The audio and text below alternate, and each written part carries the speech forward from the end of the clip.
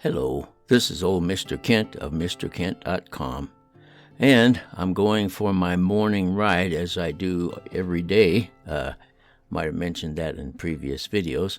Helps me get rid of all the pain from the sciatic nerve problems I was having. I don't know, it's also a lot of fun to ride. So this morning I'm going to go over and check the the construction site where they had all the trouble because they didn't have flood control. And I'll go over there and take a look at it. And then I think I'll go home and fly my drone over it because I see some things that they're doing that I didn't notice before. And they really have that field leveled out nice. And they also have some, as you'll see in the video, they also have some good flood prevention holes made. So anyway, while we're looking at the video, I will also tell you a story. I've been talking about the things that happened to me as a little kid, and so we'll continue on with that. And I was talking about my paper route the last time in the last video I made. And so now here we are in the drone, and you can see they've got some indentations there for flood control, and so they're doing what they're supposed to do, which they didn't do the first time around. Anyway, so I was talking about my paper route, and then I also wanted to tell you about some of the things that, some of the other ways that I made money. When I lived in town, I was really happy with making money. And then when they moved out to the Seattle-Tacoma airport area, there were no jobs out there, so that was kind of discouraging.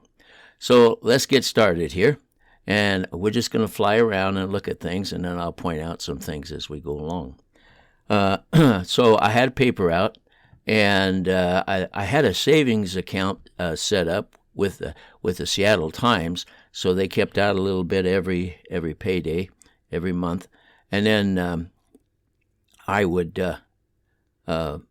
at Christmas time I would draw out I think it's $90 or $100, and that was a lot of money back then. And we had 10 people living in our house, including myself. So I would go Christmas shopping and spend $10 on everybody in my family. And back then, that was a lot of money. So that was kind of fun. And then besides the paper route, I had lawn mowing jobs in the summertime. Oh yeah, now we're on the ground, and that's the Quail Ranch project. And as you can see, if we look here, you can see they've got stakes out on the layout, so they're getting the plats ready for building houses. And I should have sat still a little longer instead of jumping around. So anyway, down on the ground, that's what it looks like. And I just wanted to see what it looked like over here. We're on the far side of the project from where I took off from.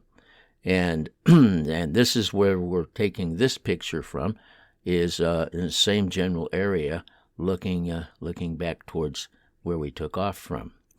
So anyway, I mowed lawns, and I made a lot of money mowing lawns. Now, I did a good job. I mean, I got the hand trimmers out, went along the edges of the sidewalk and trimmed, and so I made money doing that. Plus, a lot of times they'd give me, I had some regular customers.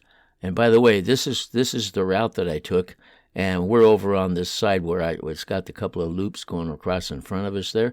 That's where we're taking our picture from, right there. So anyway, I made pretty good money mowing lawns in the summertime.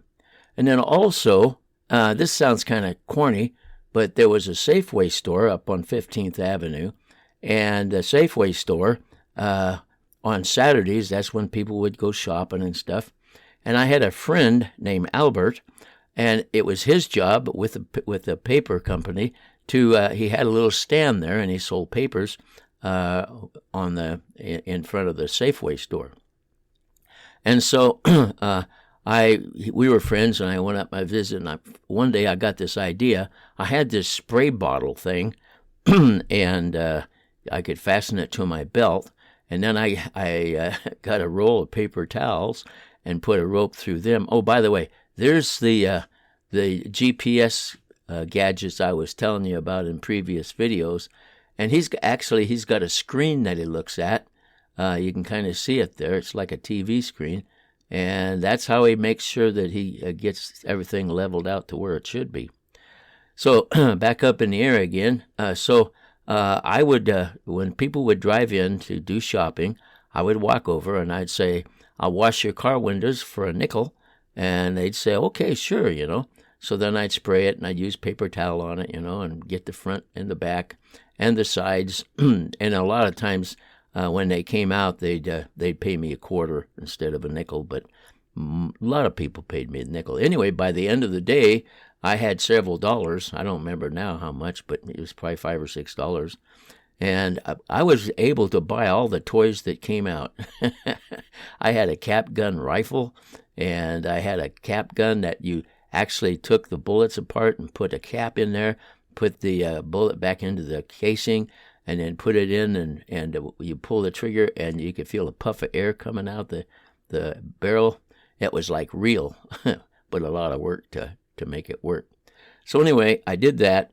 So I washed car windows, I mowed lawns, and I had my paper routes. And so at Christmas time, like I said, I could spend a lot of money on a lot of people in my family. Now, I wanted to also tell you some of the things that happened on my paper route.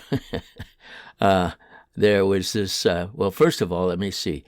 It was always nice to be able to go into the apartment buildings because you just walk along and drop a newspaper at the people's door that subscribed to the Seattle Times, and so that was always nice. And then some of the apartment houses were really fancy, and some weren't so fancy. Some of them you'll go in and it was a terrible odor, but anyway, there was this one guy. These people always left their door open, and so I'd go to collect, and they'd greet me. And then one time he said, because he walked with a limp and a cane, and one time he said, "Let me show you why I walk with a limp." And he pulled his pant leg up, and he had a war wound where he literally had a hole in his leg right between the knee and the ankle, and you could see through it. And so he wanted to show me that. And then there was this other time, there was these two girls that lived in this upstairs apartment.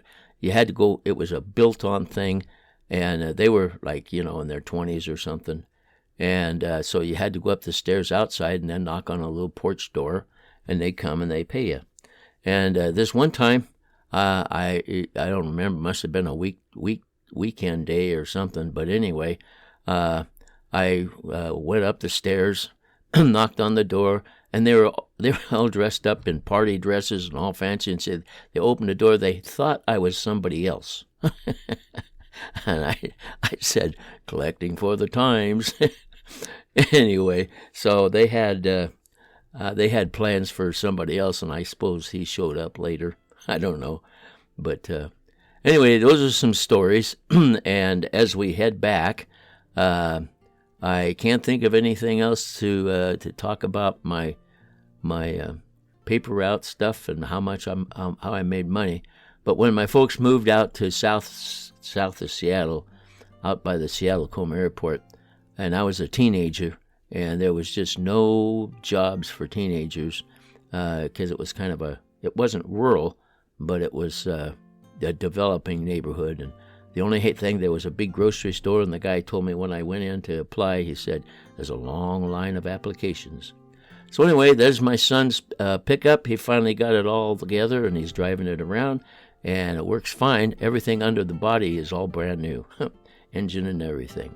I want to thank you for watching my videos, and God bless.